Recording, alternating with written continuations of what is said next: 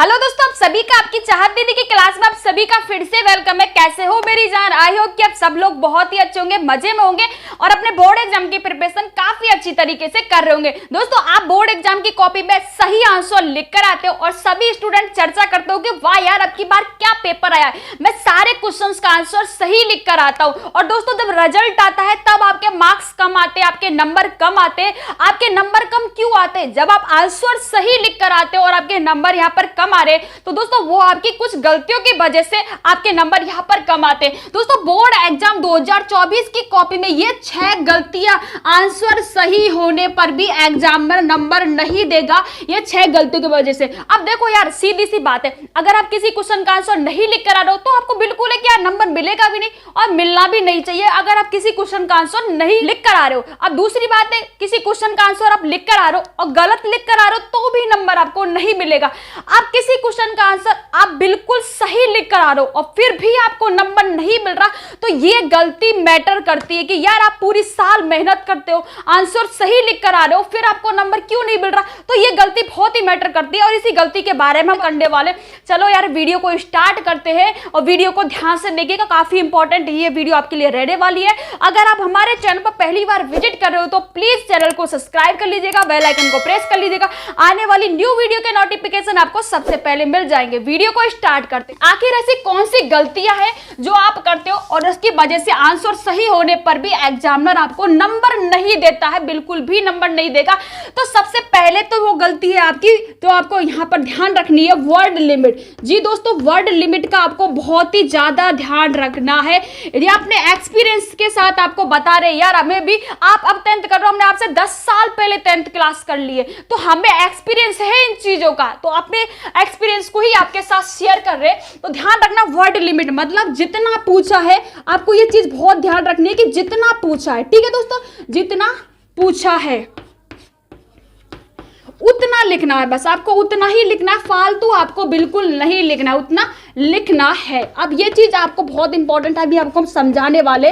देखो दोस्तों, word limit मतलब जितना पूछा है उतना लिखना है, फालतू आपको मैटर नहीं लिखना। अब दोस्तों होता क्या है यार, देखो सीधी सी बात है, जब कोई ऐसा क्वेश्चन है, आपने वो क्वेश्चन बहुत बार पढ़ रखा है और जैसे ही वो क्वेश्चन आपको एग्जाम में नजर आया, आपके एग्जाम पेपर में वो क्वेश्चन आपको नजर आया, अरे यार ये क्वेश्चन ये तो मैंने बहुत बार पढ़ रखा है, इस क्वेश्चन को ही देख के आपके चेहरे पर वो प्यारी सी स्माइल आ जाएगी, अरे वाह ये क्वेश्चन आता है, ये तो मुझसे आता है। अब आप गलती क्या करते हो, इस क्वेश्चन में वर्ड लिमिट दिया गया 50 से 60 वर्ड में ये आपको आंसर देना है। अब आपकी नजर इस वर्ड लिमिट पे नहीं जाएगी, इस क्वेश्चन पे ही जाएगी जो आपको काफी अच्छी तरीके से आता है, वर्ड लिमिट पे आपकी नजरें नहीं जाएगी। अब ये जो क्वेश्चन है आपको जो आता है 100 वर्ड में आता है, ध्यान से सुनना, ये 100 वर्ड में आपको आता है।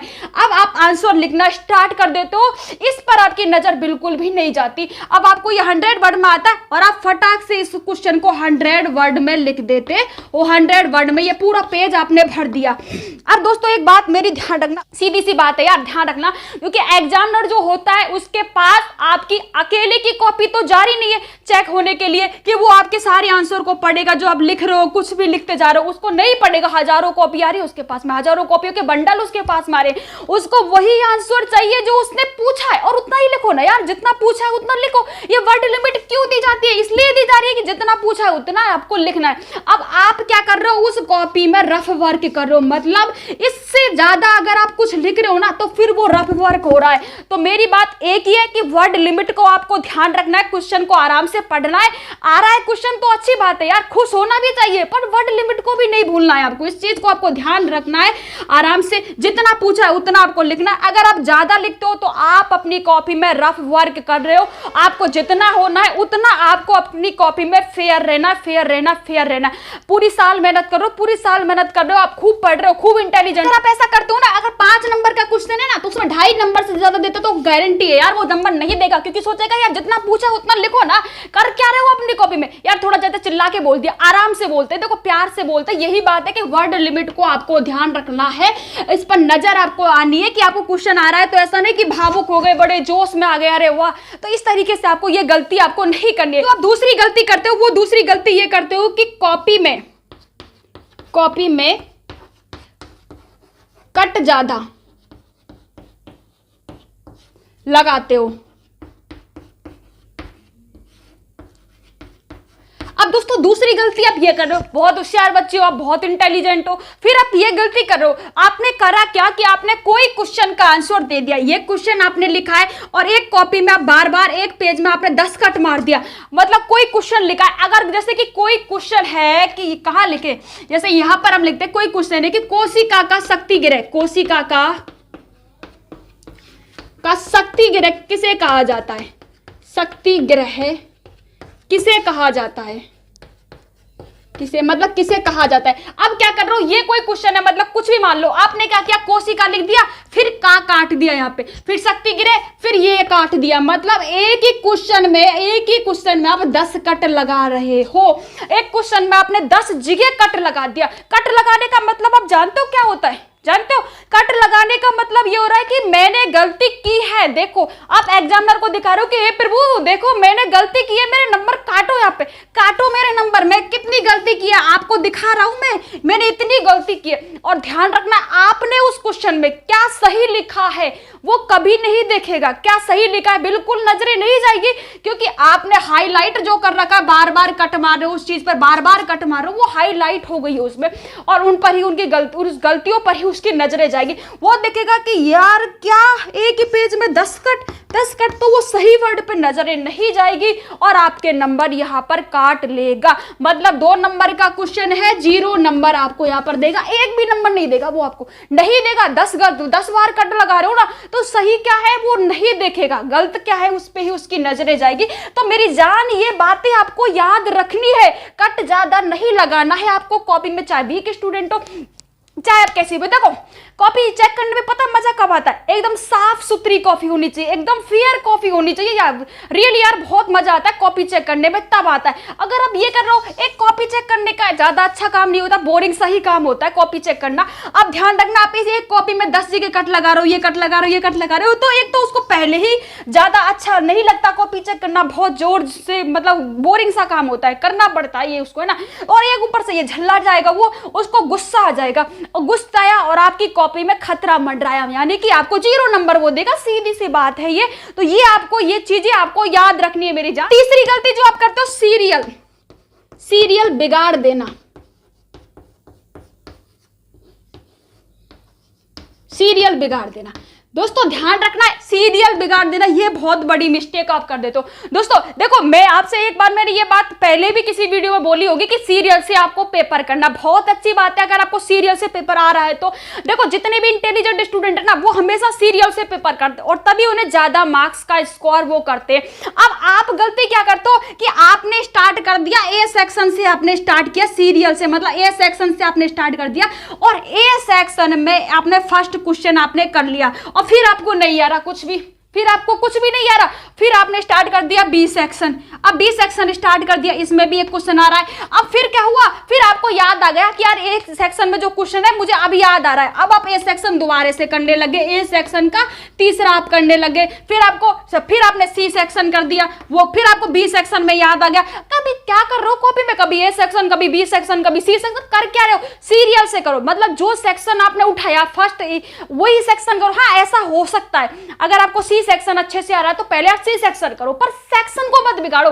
कभी सेक्शन सी कर रहे हो, फिर सी सेक्शन का पहला कर रहे हो, फिर दूसरा कर रहे हो, फिर सेक्शन बी पे आ गए, फिर सेक्शन सी के 4 कर रहे हो। अरे क्या कर रहे हो, एक सेक्शन लो और उसको ही आपको करना है, बिगाड़ना नहीं है सीरियल। फिर पता क्या होता है, इसे ध्यान से सुनना, इससे पता क्या होता है, इससे ये होता है कि उसने देखा कि सी से ये सेक्शन का पहला कितने नंबर का है, भाई 2 नंबर का है।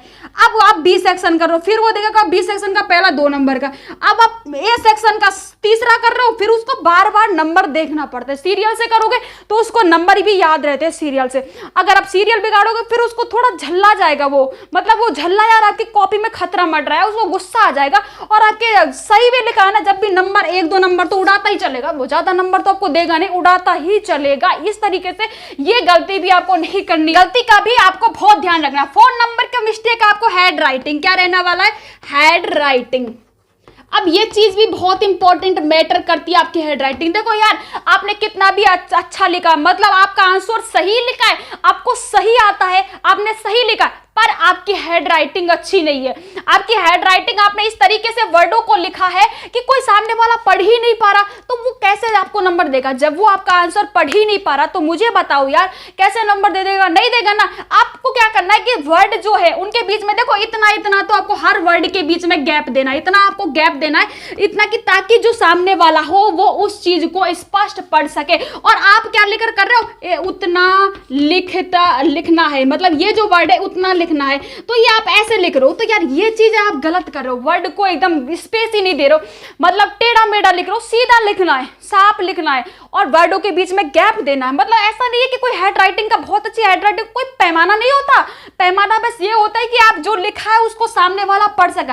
अब ये मेरी इतनी अच्छी हैंड राइटिंग है नहीं, मेरी हैंड राइटिंग इतनी अच्छी नहीं है, पर हाँ हैंड राइटिंग ऐसी है कि सामने वाला इसको स्पष्ट शब्दों में पढ़ सकता है, इतनी है।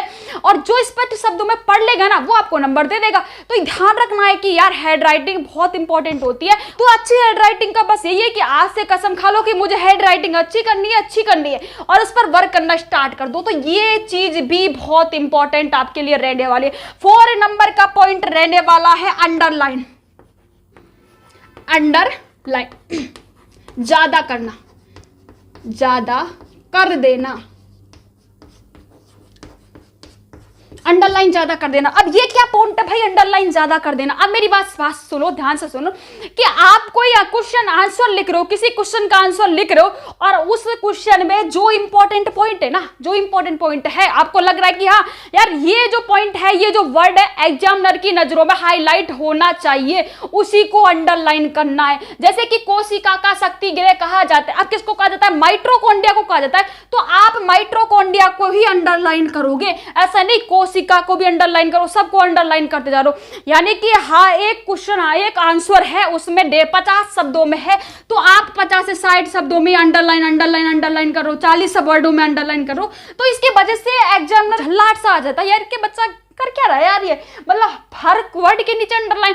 तो ये गलती नहीं करनी, फिर वो झल्ला जाएगा और आपके नंबर काट लेगा। रियल बात है यार, झूठ नहीं बोल रहे, सच बोल रहे, आपके नंबर यहाँ पर काट लेगा। मतलब 2 नंबर में से 1 नंबर दे दे तो दे दे, नहीं दे तो नहीं दे, वो इसकी वो है मर्जी, दे दे तो दे दे, नहीं तो नहीं देगा वो। क्योंकि दोस्तों ये आप गलती कर रहे हो यार, वो मतलब ये रहने वाला। तो इस चीज का आपको ध्यान रखना, ज्यादा अंडरलाइन नहीं करना। जो इंपॉर्टेंट है, लग रहा है कि हाँ ये हाईलाइट होना चाहिए एग्जामिनर की नजरों में, ये क्वेश्चन में इंपॉर्टेंट पॉइंट है और ये उसकी नजरों में आना चाहिए, उस चीज को आपको अंडरलाइन करना है। नहीं, ज्यादा वर्डों को आपको अंडरलाइन नहीं करना, सजाना नहीं है, मतलब कॉपी को सजाना नहीं है, एकदम फेयर होके, एकदम हॉनेस्ट होके आपको कॉपी में लिखना है एकदम मस्त तरीके से। तो ये आपके लिए रहने वाला है। और 6वां पॉइंट है सफेद झूठ।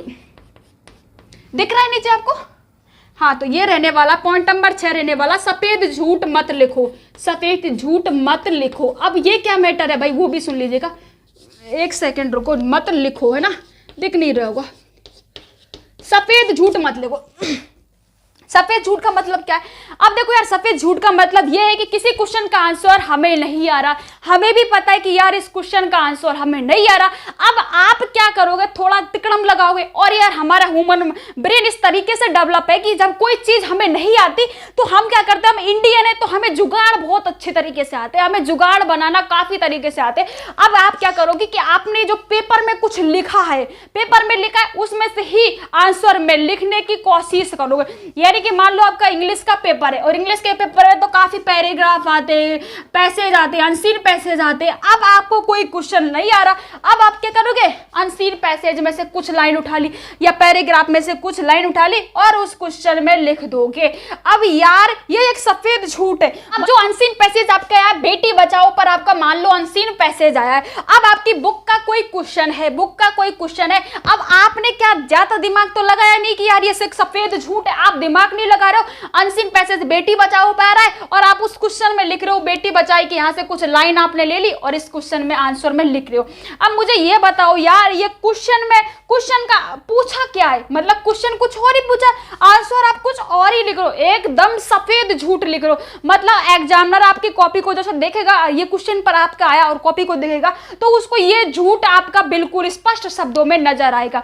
और जब ये झूठ नजर आएगा तो वो पता क्या सोचेगा, यार बच्चा बड़ा चला के मतलब मुझे बेवकूफ बना रहा है। और एग्जामिनर को आप बेवकूफ नहीं बना सकते क्योंकि उसे बहुत एक्सपीरियंस है, वो आपसे ज्यादा इंटेलिजेंट है, हजारों कॉपी चेक करता रहा, सालों से कॉपी चेक करता रहा है, तो उसे आप बेवकूफ नहीं बना सकते। और ये आप बच्चा बेवकूफ बनाने का ही काम कर रहा है, तो इस तरीके से फिर वो आपके नंबर काटेगा। अगर आपने ये चीज फर्स्ट में ही कर दी ना, फर्स्ट में ये चीज कर दी, तो इसकी वजह से आपके और क्वेश्चनों को नंबर काट लेगा, पूरी कॉपी पर इफेक्ट पड़ेगा इस चीज का। तो देखो यार मेरी जान, ये चीज है ना बहुत इंपॉर्टेंट, और ये चीजें आपको ध्यान रखनी है। और ये गलतियां अगर आप करोगे तो भाई नंबर कटेगा, चाहे आप एग्जाम हॉल में एग्जाम देकर आ रहे हो, एग्जाम हॉल से बाहर निकलते बड़े ही खुश हो रहे हो कि यार आज तो पेपर यार बड़ा मस्त पेपर आया है, आपकी बार तो बहुत अच्छे नंबर आएंगे। अरे नहीं आएंगे यार, ये गलती करोगे तो नहीं आएंगे, सीधी सी बात है, नहीं आएंगे यार। तो ये गलती अब आपको ध्यान रखनी है, इन गलतियों को ध्यान रखना है, वर्ड लिमिट का ध्यान रखना है, कॉपी में ज्यादा कट बिल्कुल नहीं लगाना है, सीरियल को नहीं बिगाड़ना है, हैंड राइटिंग का ध्यान रखना, ज्यादा अंडरलाइन नहीं करनी और सफेद झूठ नहीं लिखना। और हाँ एक बात बताओ, अगर आपको कोई क्वेश्चन का आंसर नहीं आ रहा ना, तो आपको पता क्या करना है, कोई क्वेश्चन है उसका आंसर नहीं आ रहा, वो जिस चैप्टर में से जो क्वेश्चन आया है उस चैप्टर का अगर कोई क्वेश्चन आपको याद है तो वो लिख दो, चल जाएगा, 1-2 नंबर उसमें मिल ही जाएंगे। सफेद झूठ लिखोगे ना, 0 मिलेगा, 0 ही मिलेगा। और वो लिख दोगे तो यार 1-2 नंबर तो मिल जाएंगे। पर हाँ ध्यान रखना, सफेद झूठ नहीं लिखना और किसी क्वेश्चन को छोड़कर भी नहीं आना। तो ये चीज है। तो यार ये बताओ कि आज की वीडियो आपको कैसी लगी, कमेंट सेक्शन में कमेंट करके जरूर बताना। तो देखो यार मेरी जान, ये सारी चीजें आपको ध्यान रखनी है। तो आज की वीडियो में इतना ही, अब मिलेंगे एक नेक्स्ट वीडियो में आपके साथ फिर से। तो बाय बाय, टेक केयर, जय हिंद दोस्तों, लव यू दोस्तों, बाय बाय।